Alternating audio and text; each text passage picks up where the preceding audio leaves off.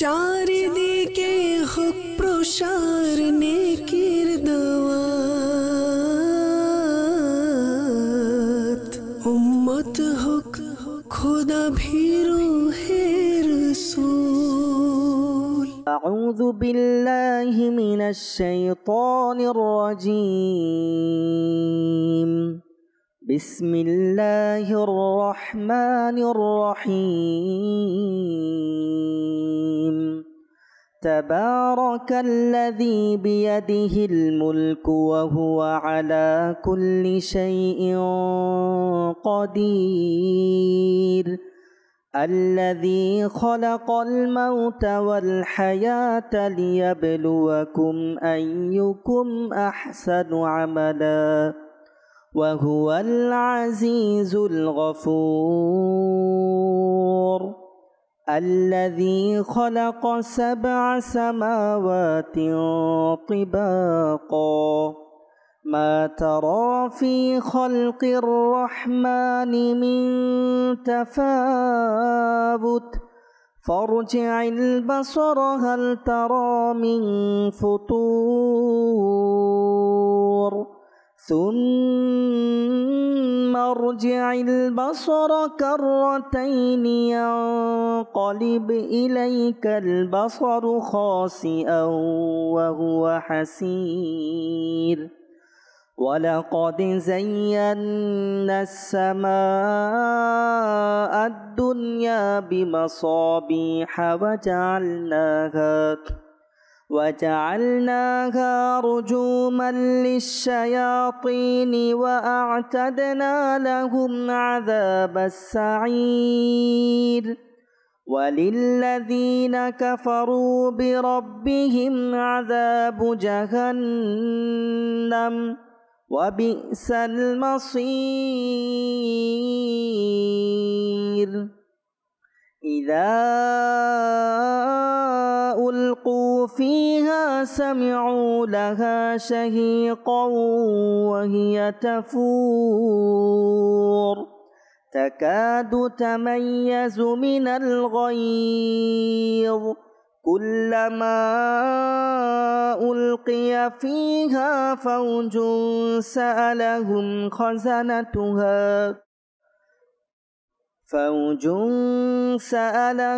خزنتها ألم يأتكم نذير قالوا بلى قد جاءنا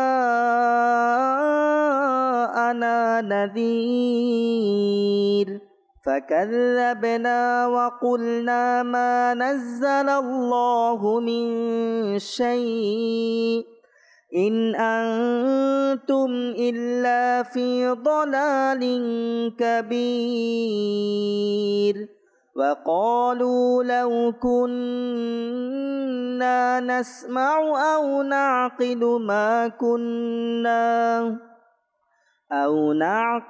ما كنا في أصحاب السعير.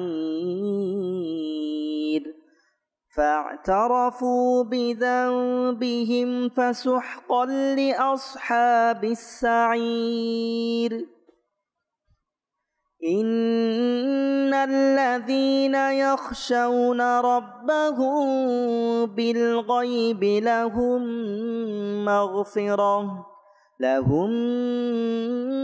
مغفرة وأجر كبير. وأسروا قولكم أو اجهروا به إنه عليم بذات الصدور. ألا يعلم من خلق وهو اللطيف الخبير. هو الذي جعل لكم الأرض ذلولا فامشوا في مناكبها وكلوا من رزقه وإليه النشور. أأمنتم من في السماء أن يخسف بكم الأرض فإذا هي تمور أم أمنتم من في السماء أن يرسل عليكم حاصبا فستعلمون كيف نذير ولقد كذب الذين من قبلهم فكيف كان نكير أولم يروا إلى الطير فوقهم صافات ويقبضن ما يمسكهن إلا الرحمن إنه بكل شيء بصير أمن هذا الذي هو جند لكم ينصركم من دون الرحمن إن الكافرون إلا في غرور أمن هذا الذي يرزقكم إن أمسك رزقه بل لجوا في عتو ونفور أفمن يمشي مكبا على وجهه أهدى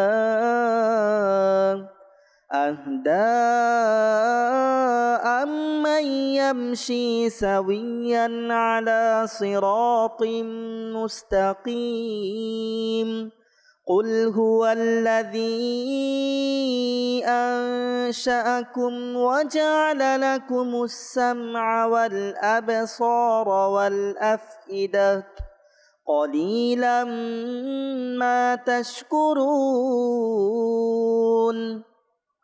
قل هو الذي ذرأكم في الأرض وإليه تحشرون ويقولون متى هذا الوعد إن كنتم صادقين قل إنما العلم عند الله وإنما أنا نذير مبين فلما رأوه زلفة سيئت وجوه الذين كفروا وقيل هذا الذي كنتم به تدعون قل أرأيتم إن أهلكني الله ومن معي أو رحمنا فمن يجير الكافرين من عذاب أليم قل هو الرحمن آمنا به وعليه توكلنا فستعلمون من هو في ضلال مبين قل أرأيتم إن أصبح ماؤكم غورا فمن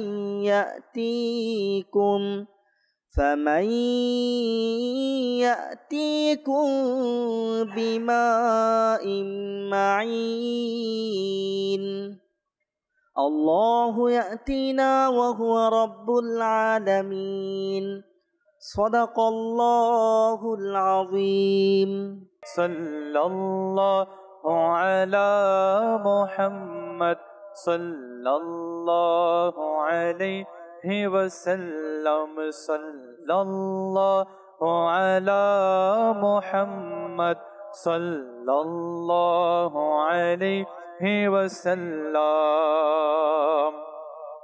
যখন হবে তোমার দিদার তখনই দেহ আমার যখন হবে তোমার দিদার তখনই হবে আমার আমার স্বপনে সোনা আমার স্বপনে সোনা मदनी मदीने वाले सल्लल्लाहु अला मुहम्मद सल्लल्लाहु अलैहि वसल्लम सल्लल्लाहु अला मुहम्मद सल्लल्लाहु अलैहि वसल्लम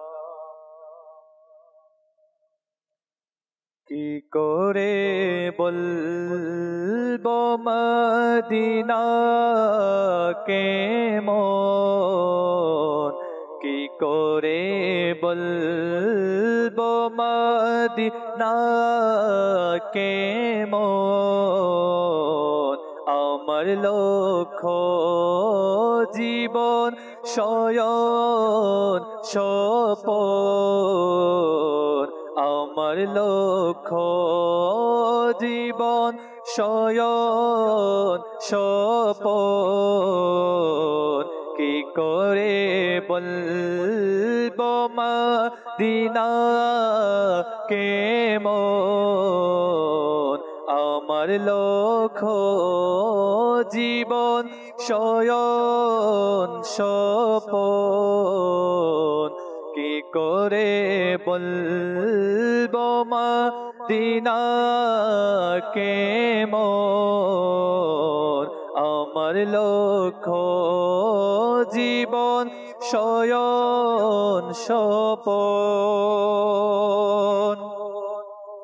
মদিনা ছেড়ে যাব আমি কোথায় মদিনা ছেড়ে যাব আমি কোথায় মদিনা ছেড়ে যাব আমি কোথায় আছে কোথাও কি মদিনা এমন আছে কোথাও কি মদিনা এমন কি করে বলবো মদিনা কেমন আমার লক্ষ্য জীবন শয়ন স্বপন দেখো কেমন জ্যোতি ওই দুটি চোখে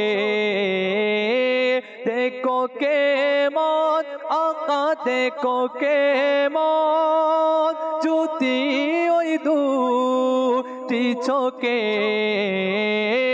দেখো কেমন জ্যোতি ওই দুটি চোখে দেখে এসেছে মদিনা যে নয়ন দেখে এসেছে মদিনা যে নয়ন কি করে বলবো মদিনা কেমন আমার লক্ষ্য জীবন শয়ন স্বপন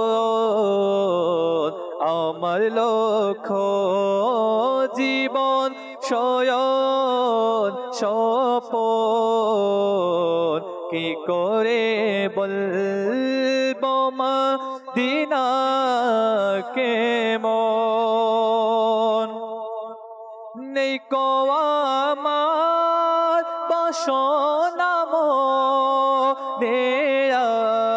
মনের নেই কো আমার বাসনা মনের নেই কো আমার বাসনা মনের যেন মদিনায় আমার মরণ, হয় যেন মদিনায় আমার মরণ। কি করে বলবো মদিনা কেমন,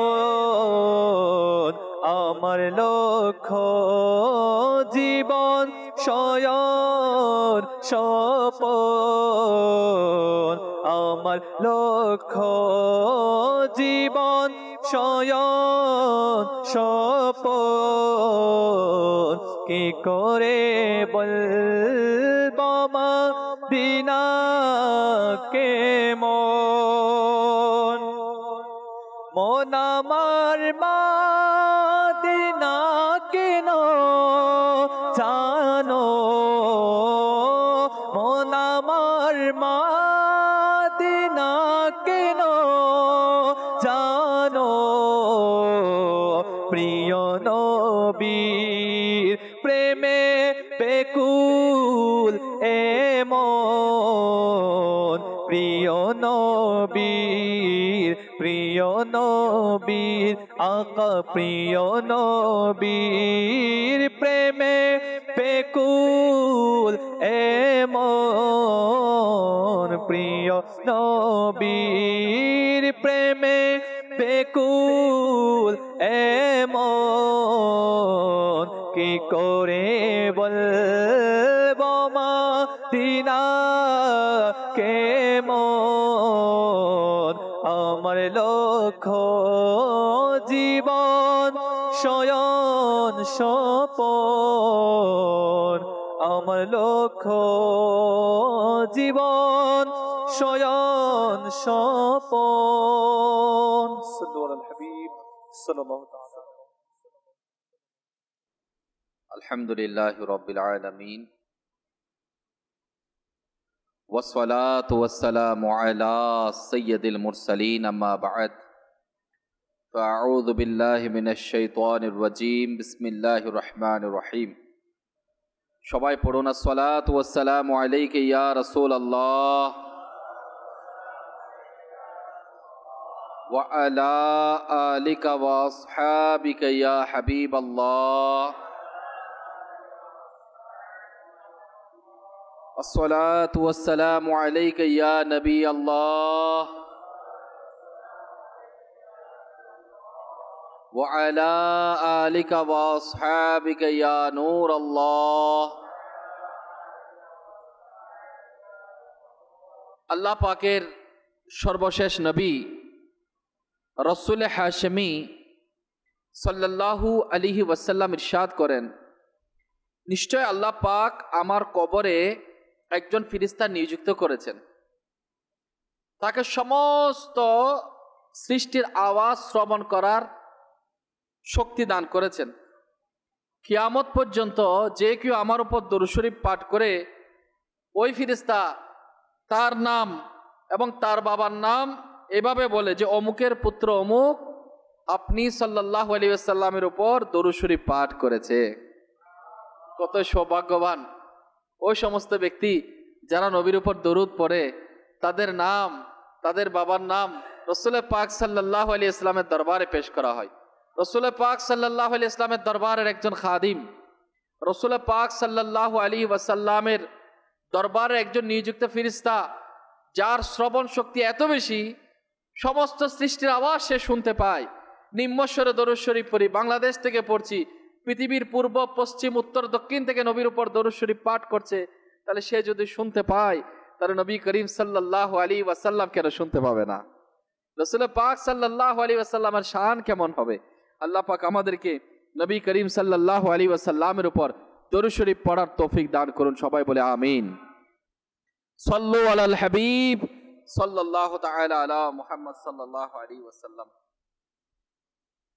প্রিয় নবী সাল্লাল্লাহু আলাইহি ওয়াসাল্লাম ইরশাদ করেন, সত্য নিয়ত সবচাইতে উত্তম আমল। তো ভালো কাজের পূর্বে ভালো ভালো নিয়ত করা চাই যে আল্লাহ পাকের সন্তুষ্টির জন্য মনোযোগ সহকারে বয়ান শুনবো, যা শুনবো এর উপর আমল করবো ইনশাআল্লাহ। এবং অপরের নিকট পৌঁছে দেওয়ার চেষ্টা করব। বয়ান চলাকালীন সময় নিজেদের মধ্যে কথাবার্তা ইত্যাদি বলা থেকে বিরত থাকব। আজকের এই বয়ান আমার জন্য অনেক বড় উপদেশ, আপনার জন্য, মাদানী চ্যানেলের দর্শক শ্রোতা সবার জন্য আজকের বয়ান খুবই উপযোগী। কারণ আজকের বয়ান হচ্ছে গৌসে পাক আব্দুল কাদের জিলানী রহমতুল্লাহ আলাইহির উপদেশ সমূহ, গৌসে পাকের নসিহত। তো নসিহত শুধু আপনাদের জন্য না, আমার জন্য। ওই নসিহত ইনশাআল্লাহ যদি আমরা নিতে পারি, আমাদের দুনিয়াবি জীবন সুন্দর হবে, আখিরাত তো সুন্দরই হবে ইনশাআল্লাহ তাআলা। আল্লাহ তাআলা ইরশাদ ফরমান, কাজুল ঈমান থেকে অনুবাদ, আর তারই পথে চলো যে আমার প্রতি প্রত্যাবর্তন করেছে। আর তারই পথে চলো যে আমার প্রতি প্রত্যাবর্তন করেছে। প্রিয় ইসলামী ভাইরা, এই আয়াতে করিমায় আমাদেরকে তাদের পথে চলার জন্য নির্দেশ দেওয়া হয়েছে যারা আল্লাহ পাকের দিকে প্রত্যাবর্তনকারী, অর্থাৎ আল্লাহ পাকের প্রতি আনুগত্যকারী। নিঃসন্দেহে এই দুনিয়ায় আল্লাহ পাকের দিকে সবচেয়ে বেশি প্রত্যাবর্তনকারী সত্তা হলেন আমাদের আকা ও মওলা মক্কি মাদানী মুস্তাফা হুজুর পাক সাল্লাল্লাহু আলাইহি ওয়াসাল্লাম। তারপর তার ওসিলায় সমস্ত সাহাবায়ে কেরাম আলাইহিম রিদওয়ান, আল্লাহ পাকের দিকে প্রত্যাবর্তনকারী আউলিয়া কেরাম এবং আল্লাহ পাকের দিকে প্রত্যাবর্তনকারী গৌসে পাক আব্দুল কাদের জিলানী, ইনিও আল্লাহ পাকের দিকে প্রত্যাবর্তনকারী। এবং সমস্ত আউলিয়া কেরাম, বিশেষ করে ইমাম আজম আবু হানিফা, দাতা হুজুর কেবলা, খাজা মঈনুদ্দিন চিশতি আজমেরি, বাবা ফরিদউদ্দিন এবং আলা হযরত ইমাম আহলে সুন্নাত সহ সমস্ত আউলিয়া কেরাম, যত ওলি আল্লাহ যারা আল্লাহর বন্ধু হয়েছে, সমস্ত আউলি আল্লাহ আল্লাহর দিকে প্রত্যাবর্তনকারী, আল্লাহকে আনুগত্যকারীর মধ্যে শামিল রয়েছে। এখন এই আয়াতের অর্থ এমন হবে যে, হে মানুষ, আমার মাহবুব রসুলে মকবুল সাল্লাল্লাহু আলাইহি ওয়াসাল্লামের পথে চলো, সাহাবায়ে কেরামের পথে চলো, আউলিয়া কেরামের পথে চলো, আশিকানে রসুল যারা ওলামা রয়েছে তাদের পথে চলো। কেন? কারণ এই লোকেরা হকের পথে আছেন, এই লোকেরাই জান্নাতের পথে আছেন, এই লোকেরাই আল্লাহ পাকের পথে আছেন, এই লোকেরাই সিরাতুল মুস্তাকিমের পথে আছেন। সুতরাং আমরা তাদের পবিত্র জীবন চরিত্র থেকে আলো গ্রহণ করব, তাদের জীবনের প্রস্ফুটিত আমলগুলো, আখলাকগুলো আমরা গ্রহণ করব, আমাদের জীবনকে সুন্দর করব। তাদের বাণী পড়ে বুঝে সেগুলোর উপর আমল করে পবিত্র মনীষীদের পথে চলব। তখন তাদের ওসিলায় আমরাও সরল পথের মুসাফির হব ইনশাআল্লাহ আজ্জা ওয়া জাল। তাদের পদাঙ্ক অনুসরণ করে অবশেষে জান্নাতে পৌঁছে যাব ইনশাআল্লাহ। সাল্লু আলাল হাবিব সাল্লাল্লাহু তাআলা আলা মুহাম্মদ সাল্লাল্লাহু আলাইহি ওয়াসাল্লাম। আপনারা শুনেছেন, আলহামদুলিল্লাহ, রবিউস সানি মাস চলমান রয়েছে। এই বরকতময় মাসটি পীর আনে পীর, পীরে দস্তগীর, রওশন জমির হুজুরে গৌসে আজম শাইখ আব্দুল কাদের জিলানী রহমতুল্লাহ আলাইহির সাথে সম্পর্কিত। কারণ এই মাসে গৌসে পাক আব্দুল কাদের জিলানী রহমতুল্লাহ আলাইহির 11वीं শরীফ অত্যন্ত ধুমধামের সাথে পালিত হয়। নিঃসন্দেহে শাহিন শাহে বাগদাদ হুজুরে গৌসে পাক শাইখ আব্দুল কাদের জিলানী রহমতুল্লাহ আলাইহি ও আল্লাহ পাকের দিকে প্রত্যাবর্তনকারী, তো নেক আমল সম্পাদনকারী, আল্লাহ পাক ও তার হাবিব সাল্লাল্লাহু আলাইহি ওয়াসাল্লামের পূর্ণ আনুগত্যকারী, আল্লাহ পাক ও তার রাসূল সাল্লাল্লাহু আলাইহি ওয়াসাল্লামের আনুগত্যকারী। সুতরাং আমরা যে আয়াতে কারিমা এখন শুনলাম, সে আয়াতে দেওয়া আদেশের উপর আমল করার নিয়তে আজ আমরা হুজুরে গৌসে পাক আব্দুল কাদের জিলানী রহমতুল্লাহ আলাইহির জীবন চরিত্রের কিছু অংশ এবং তার কিছু উপদেশ শোনার সৌভাগ্য অর্জন করব ইনশাআল্লাহ। আল্লাহ পাক যেন আমাদেরকে হুজুর সৈয়দি গৌসে পাক আব্দুল কাদের জিলানী রহমতুল্লাহ আলাইহির প্রতি অন্তর থেকে ভালোবাসা প্রকাশ করার, তার পবিত্র জীবন চরিত্র থেকে আলো গ্রহণ করার, তার শিক্ষাগুলোর উপর আমল করার তৌফিক আল্লাহ আমাদের নসিব করুন। তাহলে আর দেরি না করে এই গৌসে পাক আব্দুল কাদের জিলানী আমাদেরকে উপদেশ দিন, আমাদেরকে নসিহত করুন, আপনার অমূল্য বাণী আমাদেরকে শোনাই দিন। তো গৌসে পাক আব্দুল কাদের জিলানী রহমতুল্লাহ আলাইহির একটি কিতাব রয়েছে, ফুতুহুল গায়েব। এই কিতাবে হুজুর গৌসে পাক আব্দুল কাদের জিলানী রহমতুল্লাহ আলাইহি উপদেশ দিতে গিয়ে বলেন, প্রত্যেক মুসলমানের উপর সর্ব অবস্থায়, প্রত্যেক মুসলমানের উপর সর্ব অবস্থায়, দিন হোক রাত হোক, শীত হোক গরম হোক, আনন্দ হোক দুঃখ হোক, ব্যস্ততা হোক অবসর হোক, সংক্ষেপে যতক্ষণ আমাদের শরীরের মধ্যে রূহ আছে, প্রাণ আছে, যতক্ষণ বুদ্ধি আছে, সুস্থ আছে, শ্বাস চলছে, ততক্ষণ পর্যন্ত প্রত্যেক মুসলমানের উপর তিনটা বিষয় আবশ্যক। তিনটা বিষয়ের উপর স্থির থাকতে হবে, তিনটা বিষয়ের উপর মজবুত থাকতে হবে। নাম্বার 1, শরীয়তের নির্দেশ। নাম্বার 1 কি? শরীয়তের নির্দেশ, যা তাকে মানতে হবে। নাম্বার 2, শরীয়তের নিষিদ্ধ বিষয়, যেগুলো শরীয়ত মানা করেছে, যা থেকে সে বিরত থাকবে। নাম্বার 1 হচ্ছে শরীয়তের নির্দেশ, যেটা নির্দেশ দিয়েছে শরীয়ত সেটা পালন, সেটা মানতে হবে, এবং যেটা মানা করেছে শরীয়ত সেটা থেকে নিজেকে বিরত রাখতে হবে। এবং নাম্বার 3 হচ্ছে তাকদীর, যার উপরে সে সর্বদা সন্তুষ্ট থাকবে। অর্থাৎ দুঃখ আসুক, পেরেশানি আসুক, মুসিবত আসুক, ভালো হোক মন্দ হোক, খারাপ অবস্থা, সর্ব অবস্থায় তাকদীরের উপর কি থাকবে? সে সন্তুষ্ট থাকবে, স্যাটিসফাই থাকবে। হুজুর গৌসে পাক আব্দুল কাদের জিলানী রাহমাতুল্লাহ আলাইহি আরো বলেন, মুসলমানের সর্বনিম্ন অবস্থা হলো সে কোনো সময় তিনটি বিষয়ে একটি থেকে খালি থাকবে না। এই তিনটা বিষয় থেকে একটা সে খালি থাকবে না। তার অন্তরে এই তিনটা বিষয়ের উপর দৃঢ় সংকল্প রাখতে হবে। বান্দা নিজের কাছে এই তিনটে বিষয় বর্ণনা করতে থাকবে এবং তার অঙ্গ প্রত্যঙ্গকে সর্বদা এগুলোর উপর ব্যস্ত রাখবে। হে আশিকানে রসুল মাদানী চ্যানেলের দর্শক শ্রোতা, আমরা যারা উপস্থিত, একটু ভেবে দেখুন কতই সংক্ষেপে, খুব সার কথার মধ্যে, অল্প কথার মধ্যে আমার গৌসে পাক আব্দুল কাদের জিলানী সুন্দর উপদেশগুলো দিয়ে দিয়েছে। শেখ আব্দুল হক মুহাদ্দিস দেহলভী রাহমাতুল্লাহ আলাইহি এর ব্যাখ্যা লেখেন, গৌসে আজম আব্দুল কাদের জিলানী রাহমাতুল্লাহ আলাইহি সংক্ষেপে ইনার উপদেশে পুরা দিনের সার সংক্ষেপ তিনি বর্ণনা করে দিয়েছেন। নাম্বার কি? শরীয়তের নির্দেশ, যা আমাদের মানতে হবে, শরীয়তের নিষিদ্ধ বিষয়, যা থেকে আমাদের বিরত থাকতে হবে, এবং নাম্বার 3, তাকদীরের উপর সর্বদা সন্তুষ্ট থাকতে হবে। এটা হচ্ছে ফায়সালা, একবারে দ্বীনের সার সংক্ষেপ উপদেশের মধ্যে তিনি বুঝিয়ে দিয়েছেন। এবার আমাদের এখানে কিছু লোক বলে থাকেন, মাওলানা সাহেব আমরা তো দুনিয়াদার বান্দা, যতটুকু সম্ভব নামাজ পড়েনি, জিকির আজকার করি। তো গৌসে পাক আব্দুল কাদের জিলানী এই ধরনের কুমন্ত্রণার খণ্ডন করে দিয়েছেন। তিনি বলেছেন এই তিনটি বিষয়ের উপর আমল করা, অর্থাৎ আল্লাহ পাকের আদেশ পালন করা, নিষিদ্ধ কাজে বিরত রাখা, তাকদীরের উপর সন্তুষ্ট থাকা, এই তিনটা বিষয়ের উপর আমল করতে থাকা, এটা মুসলমানদের সর্বনিম্ন অবস্থা। মুসলমানদের সর্ব ঊর্ধ্ব অবস্থা নয়, সর্বনিম্ন অবস্থা। এটা মানতে হবে এবং চলতে হবে এটার উপর।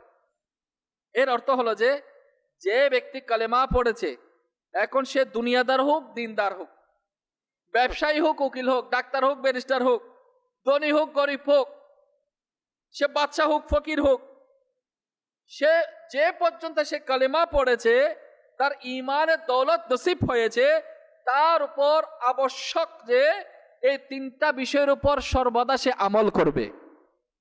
এই তিনটা বিষয়ের উপর সে সর্বদা কি করবে? আমল করবে। এবার একটি বিষয় লক্ষ্য করুন, সাধারণত আমাদের মনে বিভিন্ন ধরনের চিন্তা চলতে থাকে, আমরা অনেক পরিকল্পনা করি, আমরা অনেক কিছু প্ল্যান করি, আমাদের মনে অনেক বড় বড় স্বপ্ন। এমনকি মানুষ এমন বড় বড় স্বপ্ন দেখতে থাকে যে নামাজের সময় যখন আমরা নামাজ সালাত কায়েম করি, সালাতের মধ্যে থাকি, তখন আমরা ওই চিন্তার মধ্যে বিভোর থাকি, আর ওইটা আমার করতে হবে, ওইটা আমার দরকার আছে। এত বেশি আমাদের স্বপ্ন, এত বেশি আমাদের প্ল্যানিং, আমার এই ভবিষ্যৎ এটা ওটা। হুজুর গৌসে পাক আব্দুল কাদের জিলানী রাহমাতুল্লাহ আলাইহি শিক্ষা দেখুন, তিনি বলেছেন যে মানুষের উচিত যে সে নিজেকে তিনটা বিষয় বর্ণনা করতেই থাকবে। এই তিনটা বিষয় যিনি নসিহত করেছেন, এর অর্থ এভাবে যে এভাবে আমরা দুনিয়াবি স্বপ্ন দেখি, অনেক স্বপ্ন দেখি, যেমন কোথা থেকে উপার্জন করব, কি খাবো, একটি দোকান খোলা হলো, সেকেন্ডটা কবে খুলবো, একটা বিল্ডিং বানালাম, আবার আরেকটা কবে বানাবো, গাড়ি একটা নিয়েছি, আপরটা কবে নিব, একটা মোবাইল নিয়েছি, নতুন ভার্সনটা কবে হাতে আসবে। আমাদের চিন্তা এরকম থাকে। এভাবে আমরা উঠতে বসতে চলতে ফিরতে প্রতিটা সময় দুনিয়ার চিন্তায় মগ্ন থাকি আর দুনিয়ার স্বপ্ন দেখি। গৌসে পাক আব্দুল কাদের জিলানী রহমতুল্লাহ আলাই যেন আমাদেরকে এই শিক্ষা দিয়েছেন যে তোমরা দুনিয়াবি বিষয়ে স্বপ্ন দেখা ছেড়ে দাও, দুনিয়ার বিষয়ে স্বপ্ন দেখা, দুনিয়ার বিষয়ে স্বপ্ন দেখা তোমরা ছেড়ে দাও, নিজের মধ্যে আরো এগিয়ে নেওয়া যাওয়ার চিন্তা করো। এভাবে যে আমি আল্লাহ পাকের আদেশগুলো কতটুকু পালন করছি, আল্লাহ তাআলা যে নির্দেশ দিয়েছেন কতটুকু আমি আমল করছি, কতটুকু আমি আল্লাহর হুকুম পালন করছি, যা আল্লাহ আমাকে বারণ করেছে, যা আল্লাহ আমাকে নিষেধাজ্ঞা দিয়েছে এটা করবে না, আমি ওই সমস্ত কাজের মধ্যে নিজেকে কতটুকু আমি জড়িয়ে নিয়েছি। এগুলো থেকে বাঁচবো কবে, এগুলো থেকে নিজেকে সেফটি জোনের মধ্যে কবে আনবো, আল্লাহর হুকুম কবে মান্য করব, আল্লাহ তাআলা যে সমস্ত আমার তাকদীরের মধ্যে যেটা রেখেছে সেটাকে মেনে নেওয়া, সেটাকে মানার মতো মেনে নেওয়া, অভিযোগ পেশ না করা, এটার মধ্যে আমি কতটুকু ব্যস্ত রয়েছি। যখন কেউ চিন্তা করবে আল্লাহর হুকুম আমি কতটুকু পালন করলাম, নিষিদ্ধ বিষয়ে আমি কতটুকু নিজেকে বাঁচাতে পারলাম, কতটুকু আমি তাকদীরের উপর আস্থা রাখতে পারলাম, এই তিনটা বিষয় যখন মাথার মধ্যে আসবে তো দুনিয়ার আর চিন্তা থাকবে না, দুনিয়ার আর টেনশন থাকবে না। আমার যেটা হয়েছে সেটা আল্লাহর হুকুমে হয়েছে, আমার তাকদীরে লেখা আছে, এর বাইরে আমি যাইতে পারবো না। তখন সে দুনিয়াবি বিষয়ে টেনশন করবে না, দুনিয়া পাওয়ার জন্য সে মগ্ন থাকবে না, সে আল্লাহ পাকের সন্তুষ্টি পাওয়ার জন্য মগ্ন হয়ে যাবে। এই গৌসে পাকের আশিকগণ, পীর আনে পীর দস্তগীর বড় পীর আব্দুল কাদের জিলানী রহমতুল্লাহ আলাইহি তিনটি বিষয় আমাদের অন্তরের মধ্যে গেঁথে নেওয়া দরকার। এক নম্বর, শরীয়তের আহকাম পালন করতে হবে। শরীয়তের যেটা আহকাম রয়েছে, হুকুম রয়েছে, সেটা আমাদেরকে পালন করতে হবে। শরীয়তের নিষিদ্ধ বিষয়গুলো থেকে বেঁচে থাকতে হবে এবং তাকদীরের উপর সর্বদা সন্তুষ্ট থাকতে হবে, অধৈর্য হওয়া যাবে না। আহা, টাকা তো মার গেল, আহারে আমার ব্যবসা দশ নামে গেল, আরে চাকরিটা হারাই ফেললাম, হ্যাঁ, হাহাকার করা। আল্লাহ পাকের সন্তুষ্টির মধ্যে সন্তুষ্ট থাকা, আল্লাহ যেটা দিয়েছে, যেটা ফাইসালা আল্লাহর পক্ষ থেকে এসেছে সেটাকে মেনে নেওয়া, এটা হচ্ছে তাকদীরের উপর সন্তুষ্টি থাকা। আমরা কতটুকু পারছি? আমরা অধৈর্য হয়ে যাই, আমরা বেকুল হয়ে যাই, যেটা অনুচিত রয়েছে। আল্লাহ পাক আমাদেরকে বুঝার তৌফিক দান করুন। তো হুজুর গৌসে পাকের নসিহত আমাদের জন্য দরকার আছে কিনা? শুধু গৌসে পাকের কারামত শুনবো, শুধু গৌসে পাকের ফজিলত শুনবো, গৌসে আজমের মার্তাবা শুনবো, ওনার ওসিহত তো শুনলাম, কারামত তো অনেক শুনলাম, সিন্নির ডেক তো অনেক ছাড়াইলাম, ফাতিহা তো অনেক করলাম, এবার নসিহত শুনুন, নসিহত মানুন। হে বড় পীর, নসিহত তো করেছেন, আল্লাহ আমাদের ওই নসিহতের উপর আমল করার তৌফিক দাও। শাহিন শাহী বাগদাদ হুজুর গৌসে পাক বড় পীর আব্দুল কাদের জিলানী রহমতুল্লাহ আলাই 91 বছর হায়াত পেয়েছেন, দুনিয়াতে অবস্থান করেছেন। এই 91 বছরকে 91 ইয়ার্স, এটাকে ওলামায়ে কেরাম 3 ভাগে বিভক্ত করেছে। কয় বছরকে? 91 বছরকে। নাম্বার 1, প্রথম অংশ হচ্ছে 18 বছর পর্যন্ত, ইনার জন্ম থেকে 18 বছর পর্যন্ত। এই সময় তিনি তার পৈতৃক জন্মভূমি জিলানে অবস্থান করেন, সেখানে প্রাথমিক শিক্ষা তিনি অর্জন করেন প্রথম 18 বছর। এবার 18 বছর থেকে 51 বছর পর্যন্ত বয়স হচ্ছে 33 বছর। 18 বছর পর্যন্ত নিজের জন্মভূমি জিলানের মধ্যে কাটিয়েছে, প্রাথমিক শিক্ষা অর্জন করেছে। এবার 18 থেকে 51 বছর, এই 33 বছর সময় বড় পীর আব্দুল কাদের জিলানী বাগদাদের মধ্যে অবস্থান করেন। ওখানে তিনি ইলমে দ্বীন অর্জন করেন। ওই সময় তিনি অনেক মুজাহাদাও করেন। তিনি বনে জঙ্গল অবস্থান করে নির্জনে আল্লাহকে পাওয়ার জন্য, আল্লাহকে সন্তুষ্টি করার জন্য গহীন নির্জনে গিয়ে তিনি আল্লাহ পাকের ইবাদত করতেন, জিকির আজকারে মশগুল থাকতেন আল্লাহকে পাওয়ার জন্য। এবার আসুন, 51 বছর থেকে 91 বছর পর্যন্ত বয়স হলো 40 বছর, তাহলে 18 বছর জিলানে, 33 বছর বাগদাদে। এবার 51 থেকে 91 পর্যন্ত ইনার বয়স হচ্ছে 40 বছর। এই 40 বছরটা হুজুর গৌসে পাক আব্দুল কাদের জিলানী বয়ানের দ্বারা, বয়ান করা, তাফসীর করা, নেকির দাওয়াত দেওয়া, ইলমের আলো ছড়ানো, হিদায়াতের পথে মানুষকে নিয়ে আসা, সত্যের পথে দেখানোর জন্য, সুন্নতের প্রসার করার জন্য, হাজার হাজার পথহারাদেরকে, গুমরাহদেরকে ভালো পথে আনার জন্য তিনি সর্বদা নিজেকে ব্যস্ত রেখেছেন। ইনি বলেন, আমি তো 33 বছর কাটাইছি জঙ্গলে, আমি আসতাম না, আমি মানুষের কাছে গিয়ে যে কিছু নসিহত করব, এই যে বয়ান করব, এটা আমার আশা ছিল না। আমি জঙ্গলে কাটাইতাম আল্লাহর সান্নিধ্য পাওয়ার জন্য, আল্লাহকে পাওয়ার জন্য আমি ব্যস্ত থাকার জন্য চেষ্টা করেছিলাম।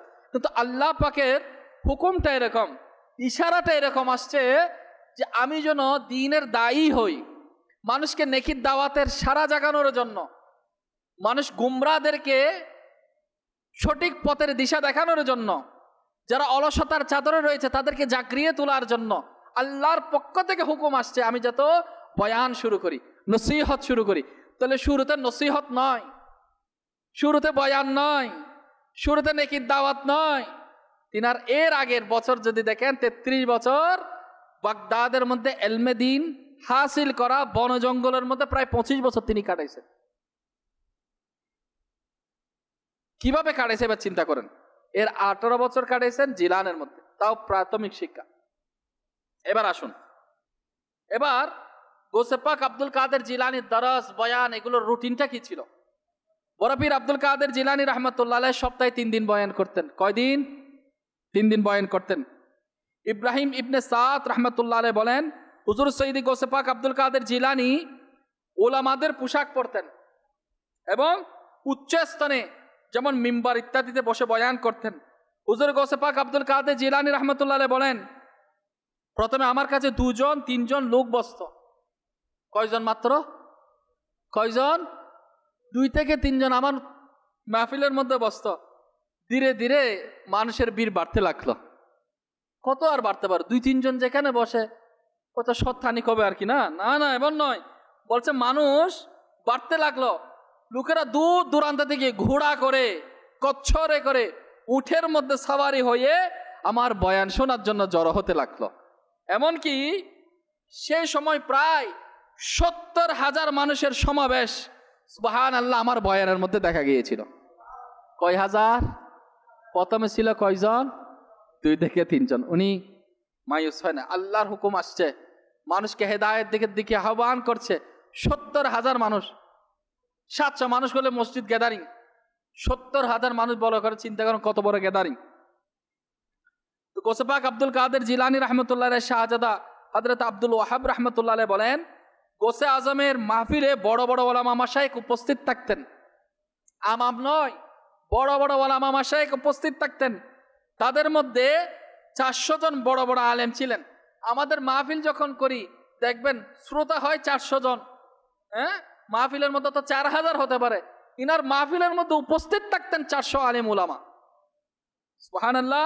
যারা নিয়মিত কাগজ কলম নিয়ে ইনার উপদেশগুলো লিখতেন, ইনার বাণীগুলো লিখতেন এবং ইরশাদ সমূহ ইনি নোট করতেন।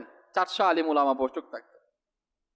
এরপর শায়েখ উমর কাইমানি রাহমাতুল্লাহ আলাইহি বলেন, এমন কখনো হয়নি তিনি বয়ান করছেন মাহফিলে কেউ তওবা করেনি।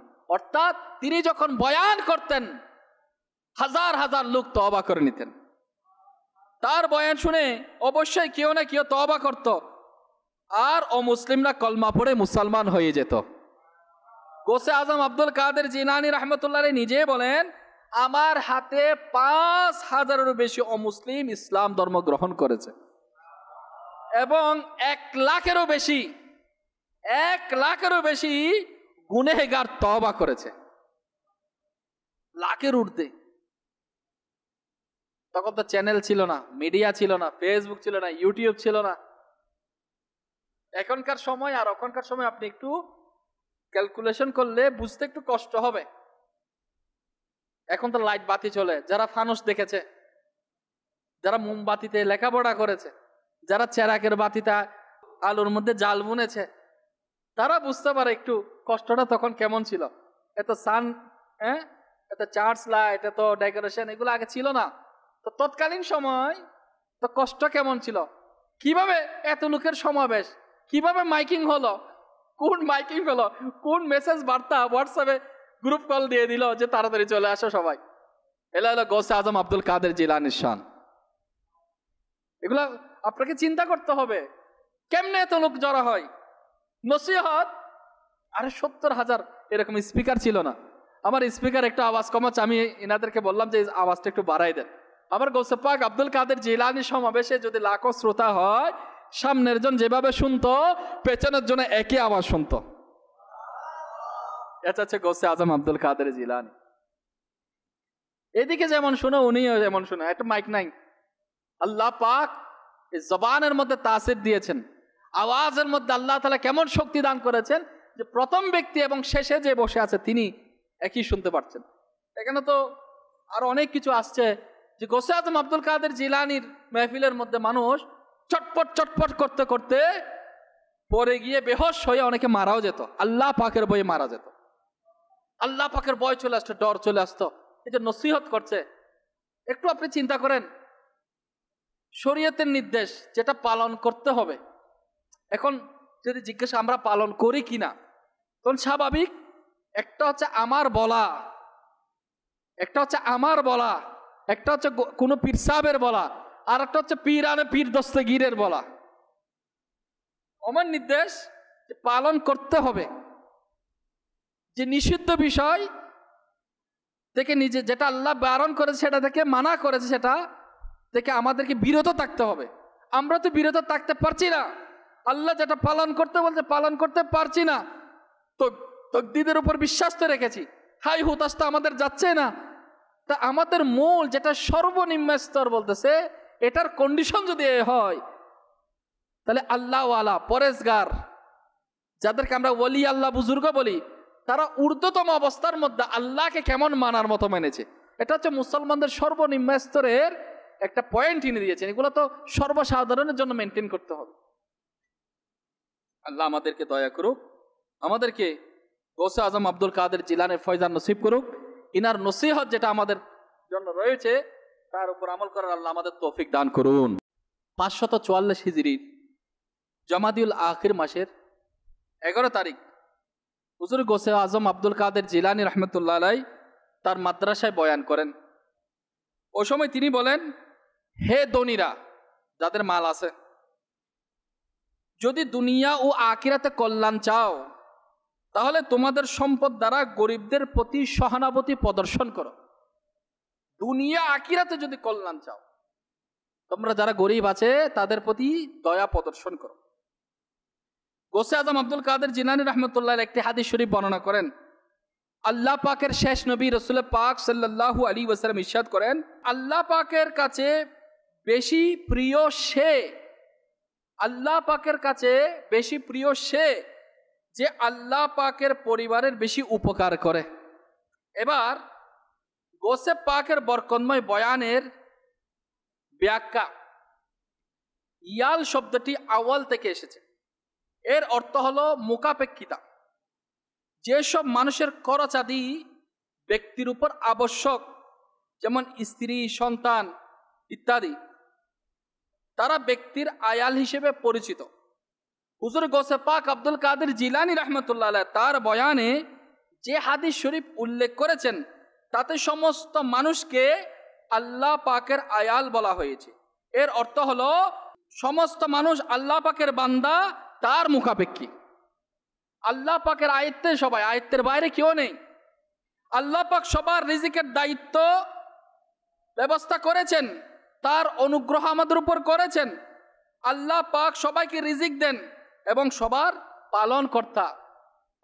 আল্লাহ পাকের কাছে বেশি প্রিয় এবং মাহবুব সে যে আল্লাহ পাকের বান্দাদের বেশি উপকার করে।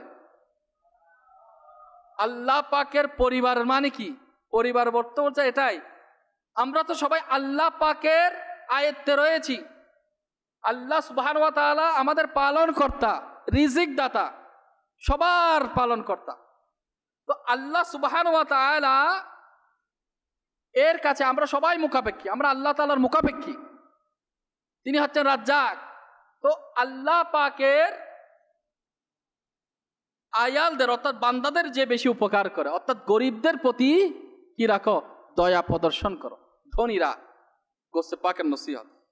আল্লামা মুনাবি রহমতুল্লাহ আলাইহি মানে মানুষকে নেকির দাওয়াত দেওয়া, আল্লাহ পাকের প্রতি আহ্বান করা, এলমে দ্বীন শিখানো, মানুষের সাথে নম্র আচরণ করা, মানুষের প্রতি দয়া করা, স্নেহ করা, তাদের জন্য সম্পদ ব্যয় করা, সংক্ষেপে শরীয়তের গণ্ডির মধ্যে থেকে দ্বীনি দুনিয়াবি যে কোনো বিষয়ে মানুষের সাথে ভালো আচরণ করা, এ সব কিছু মানুষকে উপকার পৌঁছানোর অন্তর্ভুক্ত। আমি কাউকে এলম শিখাচ্ছি, তাহলে এটা দ্বারা সে উপকার পাচ্ছে না। কাউকে নেকির দাওয়াত দিচ্ছি, তাহলে সে একটা জিনিস জানতো না, গুনাহ করতো, সে গুনাহ থেকে বাঁচছে না।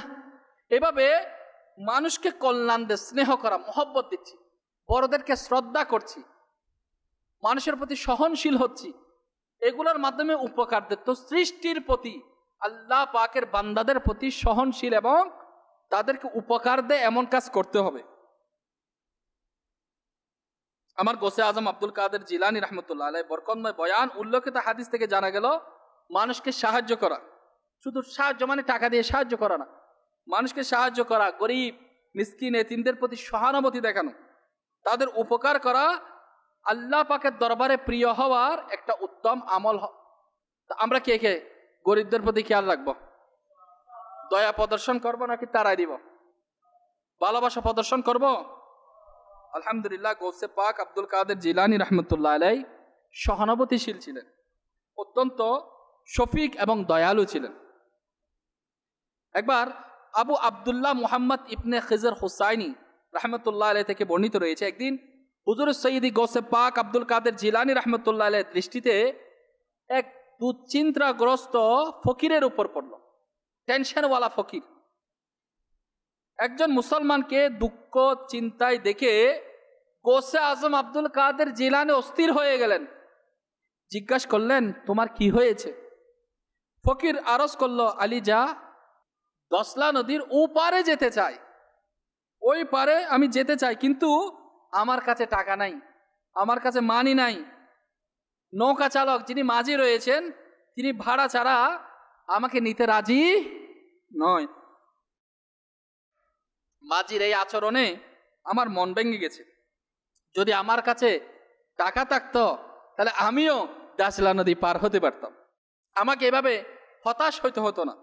বর্ণনা করে বলেন, ফকির তখনও কথা শেষ করে নাই, এক ব্যক্তি গৌসে পাকের দরবারে উপস্থিত হলো।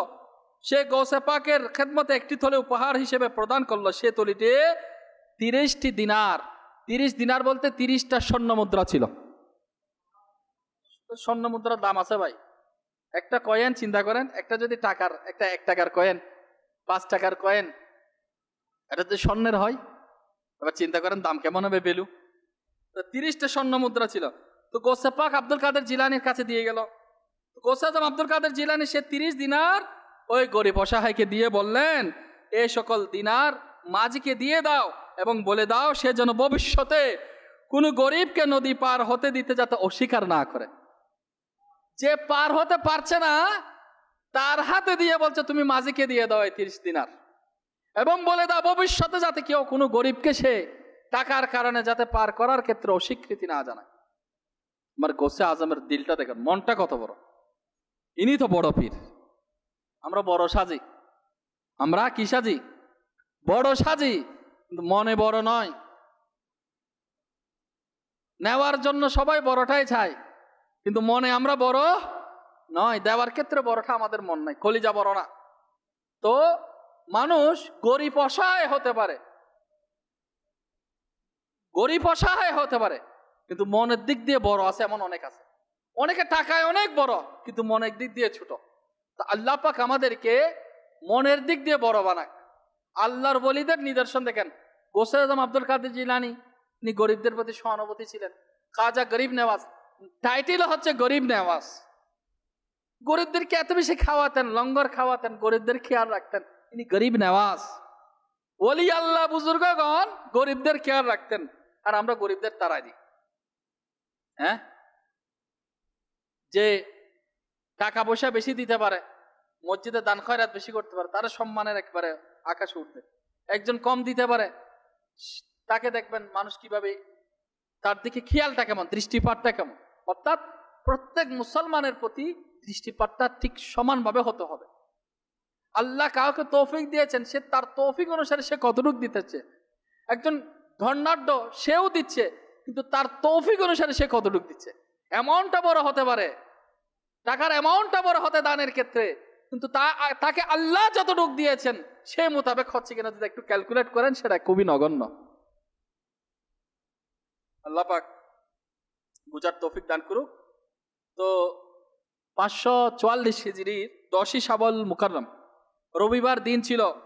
সকালে গৌসে পাক আব্দুল কাদের জিলানী মাদ্রাসায় বয়ান করেন এবং এই বয়ানের সূচনায় তিনি একটি হাদিস শরীফ দিয়ে বর্ণনা করেন। তিনি বলেন, আল্লাহ পাকের নবী রাসূল হাশেমি সাল্লাল্লাহু আলাইহি ওয়াসাল্লাম ইরশাদ করেন, যার জন্য কল্যাণের দরজা খুলে দেওয়া হয়,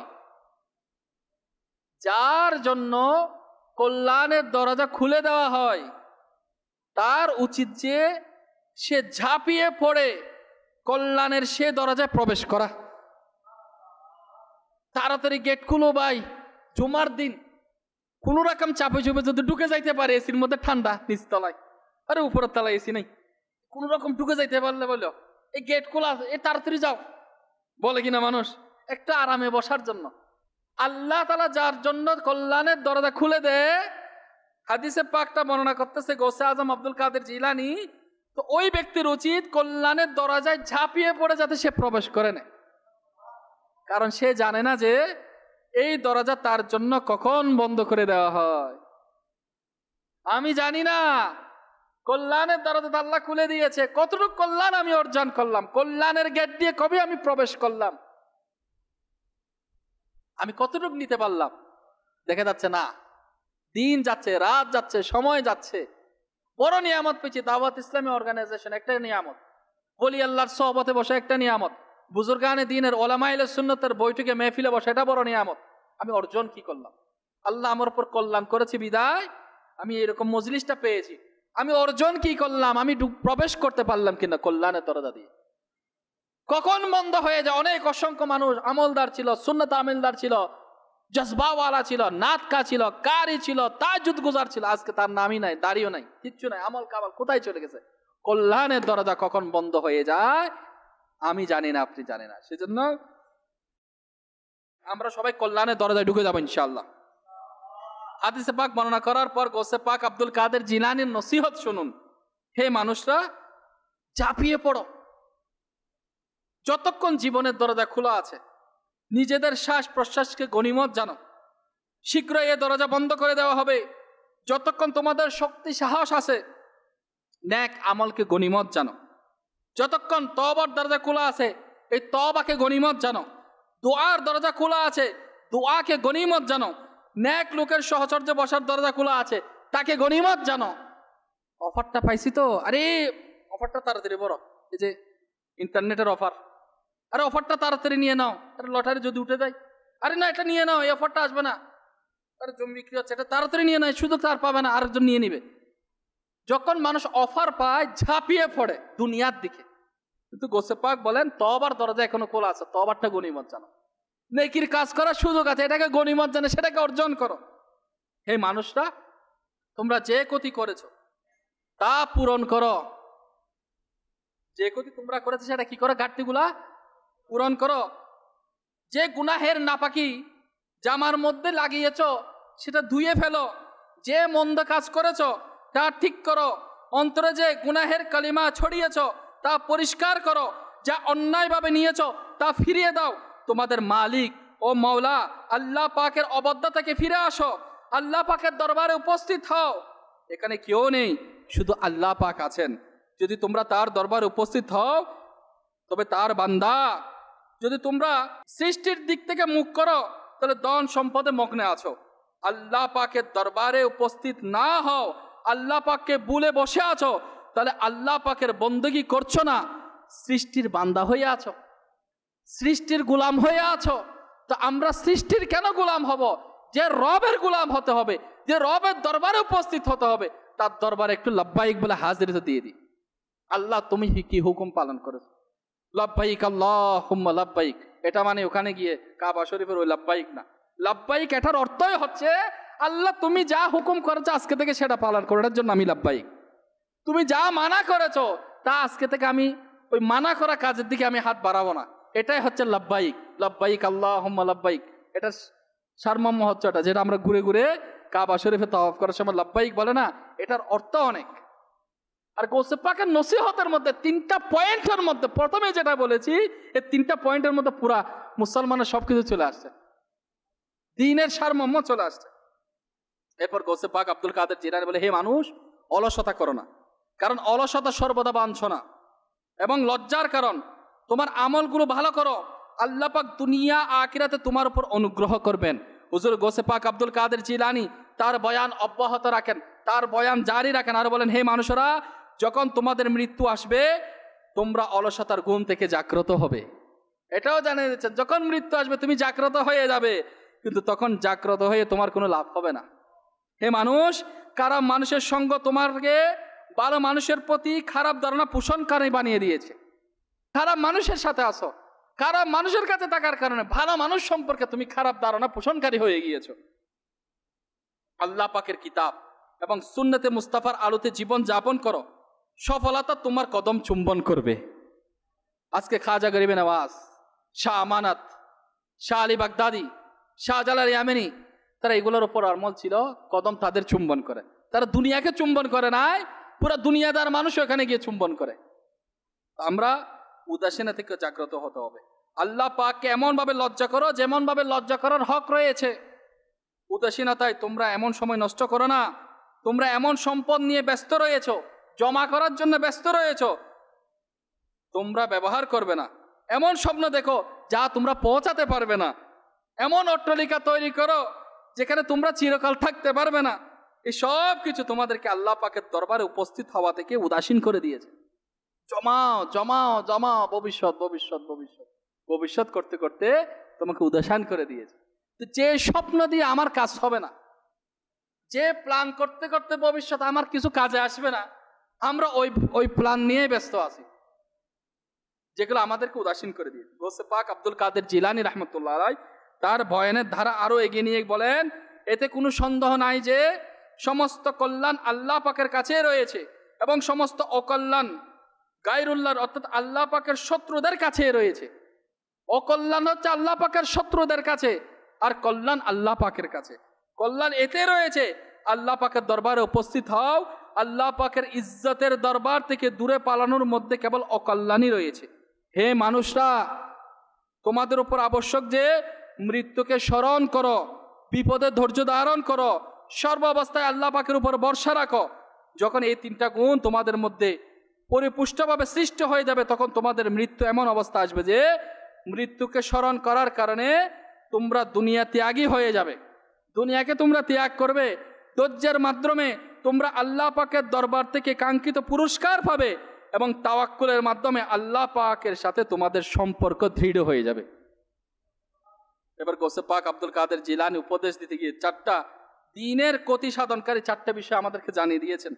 এরপরে ইনশাআল্লাহ আমাদের বয়ান শেষের দিকে, যে আমার গৌসে পাক আব্দুল কাদের জিলানী 544 হিজরি 12ই শাওয়ালুল মুকাররমে এই বয়ানটা করেন। তিনি বয়ান করতে গিয়ে বলেন, তোমরা তোমাদের দ্বীনের বিষয়ে 4টা বিষয় ক্ষতিকারক, যে আমরা পেয়েছি না, এগুলা গৌসে পাকের মজলিসে আলিম উলামারা বসে থাকতো, ওনারা বলে নোট করেছেন, লিখেছেন, আজকে আমরা পর্যন্ত পৌঁছেছে। আমাদের কাজ হলো এবার গ্রহণ করা। শুধু সিন্নি খাবো, ইনি যে বার্তাগুলো দিয়েছেন আমল করব না, তা তো হয় না।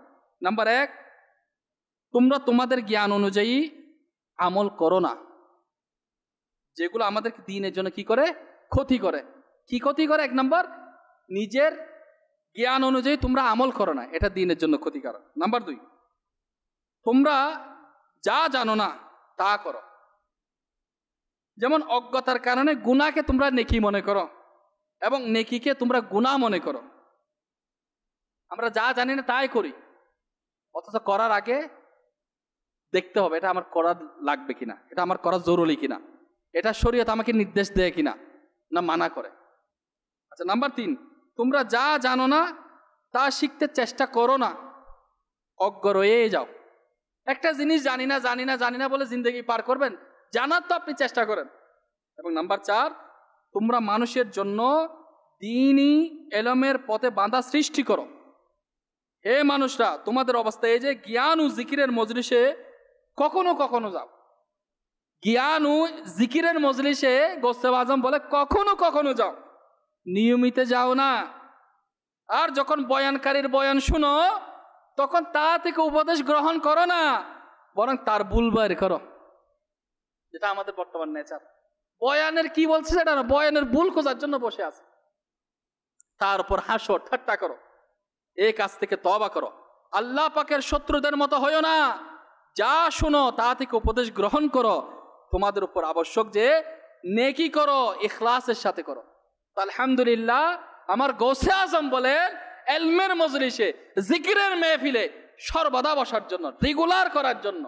কখনো করবো কখনো ছিল। দাওয়াত ইসলামীর মহলে অনেকে আছে, না আমি তো অনেক পুরানো, এগুলো আমি বয়ান অনেক শুনেছি, আরে আমি এই ঘরে টিভিতে মোবাইলে দেখে নিবনি, ফয়জানের মদিনায় যাওয়া লাগবে, আমি তো টিভিতে দেখতেছি। এই যে উদাসীনতা, নাচতে নাচতে নাচতে সে বরবাদ হয়ে যায়। আমার গৌসে পাকের নসিহত হলো তুমি কন্টিনিউ করো, জিকিরের মজলিসে কন্টিনিউ বসো, এটা তোমার জন্য উপকার রয়েছে। তো কে কে বসবো? এক অপরকে নিয়ে আসবো। মাদানী চ্যানেলের দর্শক শ্রোতা যারা নিয়মিত দেখি, ইস্তেমা রেগুলার নিয়মিত আমরা প্রতি সপ্তাহে দেখি, শুরু থেকে শেষ পর্যন্ত। আমরা যারা আসি শেষে আসবো না, শুরুতে আসবো, শেষ পর্যন্ত থাকবো, নিজে আসবো, অপরকে নিয়ে আসবো, কারণ এটার মধ্যে কি আছে? উত্তম রয়েছে। আল্লাহ পাক ইরশাদ করেন, তিনি আরো বলেন ওয়ামা খলাকতুল জিন্নাহ ওয়াল ইনসা ইল্লা লিয়াবুদুন, অর্থাৎ কানজুল ঈমান থেকে অনুবাদ, আমি জিন এবং মানবকে এই জন্যই সৃষ্টি করেছি যে আমার ইবাদত করবে। এই আয়াত তেলাওয়াত করার পর হুজুর গৌসে পাক আব্দুল কাদের জিলানী বলেন আল্লাহ পাক জিন মানুষকে নফসের চাহিদা পূরণের জন্য সৃষ্টি করে নাই। জিন এবং মানুষকে নফসকে খায়েশ মেটানোর জন্য সৃষ্টি করেনি, খেলাধুলার জন্য সৃষ্টি করেনি, কেবল খাওয়া দাওয়ার জন্য সৃষ্টি করেনি, কেবল ঘুমানোর জন্য সৃষ্টি করেনি। হে অলসটা, হে উদাসীনরা, জাগ্রত হয়ে যাও। তোমরা এমন উদাসীনতায় আছো যেন তোমাদের মরতে হবে না, যেন কিয়ামতের দিন তোমাদের উঠতে হবে না, যেন আল্লাহ পাকের দরবারে তোমাদের কোনো হিসাবই নেওয়া হবে না, যেন তোমাদের পুলসিরাত পারই হতে হবে না। এই হলো তোমাদের অবস্থা। আর তোমরা মুসলমান হওয়ার দাবি করো, মনে রাখো এই হলো কুরআনুল কারীম। যদি তোমরা এর উপর আমল না করো তবে কিয়ামতের দিন এটি তোমাদের বিরুদ্ধে প্রমাণ হবে। তোমরা যদি আমল না করো, কুরআন তোমাদের বিরুদ্ধে সেটা প্রমাণ হবে। তো আমরা গৌসে পাকের মোহাব্বত যারা রাখি, ভালোবাসা যারা রাখি, তো আজকে থেকে নিয়ত করি আমরা আমাদের ঈমান আখলাককে মজবুত করবো ইনশাআল্লাহ। দাওয়াত ইসলামের প্ল্যাটফর্ম শুধু বয়ান করে শেষ করার জন্য নয়, নসিহত দেওয়ার জন্য নয়। আমির আহলে সুন্নাতের বার্তা হচ্ছে নিজে ঠিক হও, অপরকে ঠিক করো। নিজে উদাসীন থেকে জাগ্রত হও, অপরকে জাগ্রত করো। নিজে সঠিক কিছু করো, অপরকে সঠিক কিছুর তাগিদ দাও। শুধু লেকচার দেওয়ার নাম দাওয়াত ইসলামী নয়। নিজে আমল করলাম না, কিছু করলাম না, শুধুমাত্র নসিহত নয়। নিজে নসিহতের মধ্যে থাকতে হবে, নিজেকে আনতে হবে, নিজের উদাসীনতাকে চাদর থেকে উঠতে হবে। ইনশাআল্লাহ এটার মধ্যে ভালো রয়েছে। এগুলোর জন্য প্র্যাকটিসের দরকার, সময়ের দরকার, এলম অর্জন করার দরকার। দাওয়াত ইসলামীর এখানে দারুস সুন্নাহ রয়েছে। প্রতি সপ্তাহে শুক্র, শনি, রবিবার মাদানী কাফেলার সফর হয়। কাফেলার মধ্যে অসংখ্য আশিকানা রাসূল সফর করে। আমি আপনাদেরকে অনুরোধ করব, আপনি আল্লাহ তাআলার রাহে সফর করা নিয়ত করে নেন। অসংখ্য ভাই এখানে আছে উপস্থিত, সফর কবে করেছে ভুলে গেছে। নিজের স্বামীকে পাঠান, নিজের সন্তানদেরকে পাঠান। আমরা যারা রয়েছে আমরা উপস্থিত হই। আসুন না, আমি কেন বলবো হুজুর আমার নামটা লিখে নেন, আমিও 3 দিনের সফরে যাবো ইনশাআল্লাহ। এই 3 দিন যাওয়াটা আপনাকে জাগ্রত করবে। গৌসে পাকের নসিহত যেটা আমি বয়ানে শুনলাম সেটা বাস্তবে রূপ নেওয়ার জন্য আমাকে তখনই কাজ দিবে। তো কাফেলা কে কে সফর করবে? সফর করবে ইনশাআল্লাহ। আল্লাহ পাক আমাদেরকে দিনই কাফেলার মধ্যে সফর করার তৌফিক দান করুন। এবং প্রতি সপ্তাহে একদিন আল্লাহর রাস্তায় সফরে বের হয়, সেখানেও আমরা চাইলে একটা রাত আল্লাহর ঘর মসজিদে কাটাতে পারি। আচ্ছা কিছুই না পারলাম, অন্তপক্ষে বৃহস্পতিবার রাতটা ইস্তামারতে এসে এখানে ফয়জানের মধ্যে ইতিকাফ তো করতে পারি। এটা আমার জন্য আখিরাতের জন্য কামিয়াবি দিবে। আল্লাহ পাক আমাদেরকে দাওয়াত ইসলামী দ্বীনি পরিবেশের সাথে সম্পৃক্ত থেকে দুনিয়া আখিরাতের কল্যাণ অর্জন করার তৌফিক দান করুন। আসুন বরকতময় দরুদ শরীফগুলো আমরা পাঠ করে দুজনে হয়ে বসি। হযরত সাইয়েদনা আনাস রাদিয়াল্লাহু তাআলা আনহু থেকে বর্ণিত, নবী করিম সাল্লাল্লাহু আলাইহি ওয়াসাল্লাম ইরশাদ ফরমান, যে ব্যক্তি এই দরুদ শরীফ পাঠ করবে, দাঁড়ানো থাকলে বসার পূর্বে আর বসা থাকলে দাঁড়ানোর পূর্বে তার গুনাহ ক্ষমা হয়ে যাবে। আল্লাহুম্মা সাল্লি আলা সাইয়্যিদিনা ওয়া মাওলানা মুহাম্মদ ওয়া আলা আলিহি ওয়া সাল্লিম।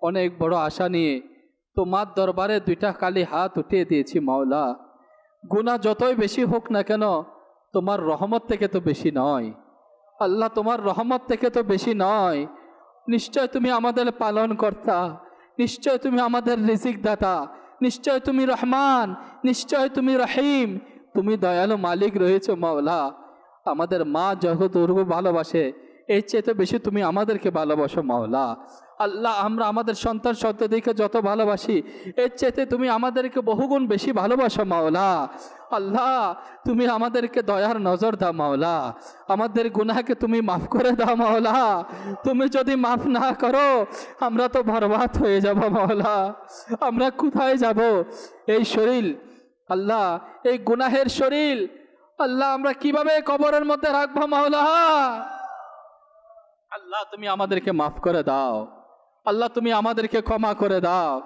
আল্লাহ, তুমি মাফ করে দিলে তোমার পেয়ারা মাহবুব খুশি হয়ে যাবে।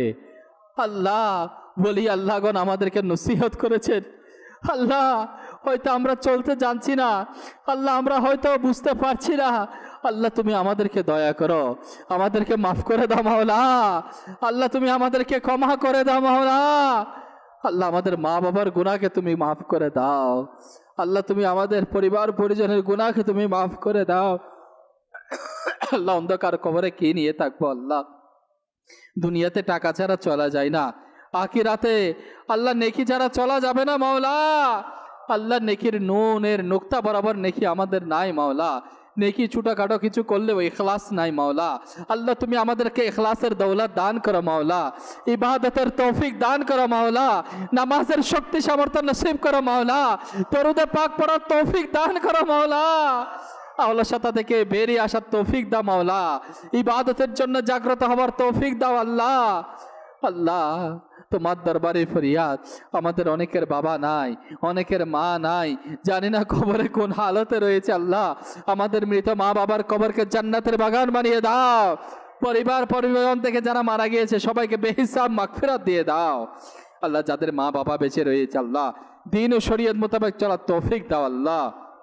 আল্লাহ, তাদের এলমের মধ্যে বরকত দান করো মাওলা, অবুঝ থাকলে বুঝার তৌফিক দাও মাওলা। আল্লাহ, তাদেরকে ইবাদতের শক্তি দান করো মাওলা, পরিবার পরিজন নিয়ে আল্লাহ শরীয়ত মোতাবেক জিন্দগি করার তৌফিক দান করো মাওলা। আল্লাহ, তোমার দরবারে ফরিয়াদ, দূর দূরান্ত থেকে ভাই ব্রাদার মাদানী চ্যানেলের মধ্যে অসংখ্য মা বোন এবং ভাই ব্রাদার হাত উঠিয়েছে আল্লাহ, জানি না কার কোন পেরেশানি রয়েছে। আল্লাহ, আমাদের পেরেশানি দূর করে দাও, আমাদের মুসিবত দূর করে দাও। আল্লাহ, তুমি কল্যাণের দরজা আমাদের জন্য খুলে দাও। গোসে পাকের নসিহতে আমল করার তৌফিক দান করো, যা বয়ান শুনেছি আমল করার তৌফিক দাও। আল্লাহ, যারা নিঃসন্তান রয়েছে আল্লাহ, যারা ছেলে সন্তান প্রত্যাশী, যারা মেয়ে সন্তান প্রত্যাশী, আল্লাহ আমাদেরকে আল্লাহ বিনা অপারেশনে সহি সালামত আল্লাহ তাদেরকে নেককার সন্তান সন্ততি নসিব করো মাওলা। আল্লাহ, যাদের মৃত বাবা রয়েছে আল্লাহ, আল্লাহ তাদেরকে বেহিসাব মাগফিরাত দান করো মাওলা। যাদের বৃদ্ধ মা বাবা রয়েছে তাদেরকে নেক হায়াত দারাজ করো মাওলা। যাদের সন্তান সন্ততি রয়েছে তাদেরকে নেককার বানাও মাওলা, পরেজগার বানাও মাওলা। দুশ্মনের রসুল থেকে, সাহাবা আলে বাইতের দুশ্মন থেকে আমাদের পরিবার পরিজন সন্তান সন্ততিকে রক্ষা করো মাওলা। আল্লাহ, তোমার দরবারে ফরিয়াদ, প্রত্যেকের চাকরি হালাল রুজি আল্লাহ দিন মজুর প্রত্যেকের কর্মসংস্থানের মধ্যে অফুরন্ত বরকত দান করো মাওলা। আল্লাহ, যারা ব্যবসায়ী রয়েছে প্রত্যেকের ব্যবসার মধ্যে হালাল রুজির মধ্যে বরকত দান করো মাওলা। যারা প্রবাসী রয়েছে আল্লাহ তুমি তাদেরকে দয়া করো মাওলা। অনেকে অসুস্থতার মধ্যে রয়েছে, রোহানি চিকিৎসার জন্য মসজিদে এসেছে আল্লাহ, অনেকে হাত উঠিয়ে দিয়েছে মাওলা, অনেকে হসপিটালের মধ্যে ভর্তি রয়েছে আল্লাহ, অনেকে পেরেশানগ্রস্ত রয়েছে আল্লাহ। আল্লাহ, আমাদেরকে শারীরিকভাবে সুস্থতার নিয়ামত নসিব করো মাওলা। যারা পেরেশানগ্রস্ত আল্লাহ তুমি তাদেরকে সুস্থতার নিয়ামত নসিব করো মাওলা। যতদিন বেঁচে থাকবো দাঁড়িয়ে নামাজ পড়ার তৌফিক দাও আল্লাহ, সুস্থতার নিয়ামত নসিব করো আল্লাহ। আমাদের সবাইকে আল্লাহ আসানি হালাল রুজির ব্যবস্থা করে দাও, কারো মুখাপেক্ষী হওয়া থেকে বাঁচাও মাওলা। আল্লাহ, যদি কর্জ হয়ে থাকে কর্জ পরিশোধ করার ব্যবস্থা করে দাও মাওলা। আল্লাহ, টাকা আটকে থাকলে ফেরত পাওয়ার ব্যবস্থা করে দাও মাওলা। আল্লাহ, যারা বিদেশে যাবার মন স্থির করেছে আল্লাহ ভিসা প্রসেসিং হচ্ছে না, আল্লাহ তুমি আসানি ভিসা প্রসেসিং এর ব্যবস্থা করে দাও মাওলা। আল্লাহ, তোমার দরবারে ফরিয়াদ, যারা ফয়জানে মদিনার জন্য, জামিয়াতুল মদিনার জন্য, মাদানী চ্যানেলের জন্য যে যেভাবে সার্বিক সহযোগিতা করছে আল্লাহ তুমি সবাইকে উত্তম প্রতিদান নসিব করো। আমির আহলে সুন্নাত দোয়া দিয়েছে 1 ইউনিট 5000 টাকা আমাদের সবাইকে নিজ থেকে দেওয়ার, অপর থেকে কালেকশন করে দাওয়াত ইসলামের এই দ্বীনি খিদমতকে সামনে অগ্রসর করার তৌফিক দান করো মাওলা। আমির আহলে সুন্নাতের দোয়ার মধ্যে শামিল হওয়ার তৌফিক দান করো মাওলা। আল্লাহ আমাদেরকে হজ্জে বাইতুল্লাহ নসিব করো, জিয়ারতে মদিনা নসিব করো। মদিনা না দেখায় মৃত্যু দিহ না মাওলা। মদিনার অলিতে গলিতে ঈমান ও আফিয়াতের সাথে শাহাদাতের মত নসিব করো। জান্নাতুল বাকিতে দাফনের ব্যবস্থা করো। জান্নাতুল ফিরদৌসে তোমার প্যারা মাহবুব সাল্লাল্লাহু আলাইহি ওয়াসাল্লামের প্রতিবেশী হওয়ার সৌভাগ্য নসিব করো। कहते रहते हैं तो आके वास्ते बंदे तेरे कर दे पूरी आरज़ू हर बेकसु मजबूरी की। बिस्मिल्लाहिर्रहमानिर्रहीम। इन्नल्लाह व मलाइकतहु युसल्लूना अलन नबी या अय्युहल्लज़ीना आमनू सल्लु अलैहि व सल्लिमू तस्लीमा। सल्लल्लाहु तआला अला मुहम्मद सल्लल्लाहु तआला अलैहि वसल्लम। सुब्हान रब्बिका रब्बिल इज्जति अम्मा यसिफून व सलामुन अलल मुरसलीन वल्हम्दुलिल्लाहि रब्बिल आलमीन। ला इलाहा इल्लल्लाहु मुहम्मदुर रसूलुल्लाह।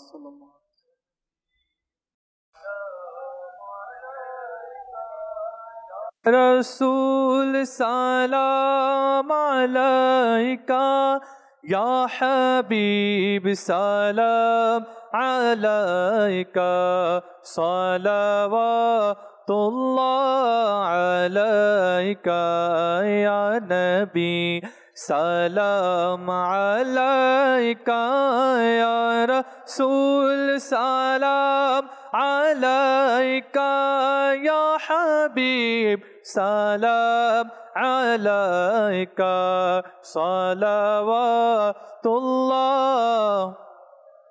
कामय काछे डेके नाओना मदनी मदीने वाले आमय काछे डेके नाओना मदनी मदीने वाले प्रेमेर सुधा पान कराओना मदनी मदीने वाले या नबी सलाम अलैका या रसूल सलाम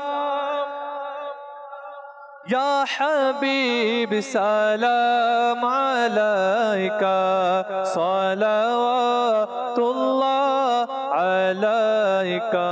मुस्तफा जाने रहमत पे लाखों सलाम शम्अ बज़ में हिदायत पे लाखों सलाम। गौसे आज़म इमाम तो पावन्नो का जलवा ए शाने कुदरत पे लाखों सलाम डाल दी क़ल्बों में अज़मते मुस्तफ़ा सय्यदी आला हज़रत पे लाम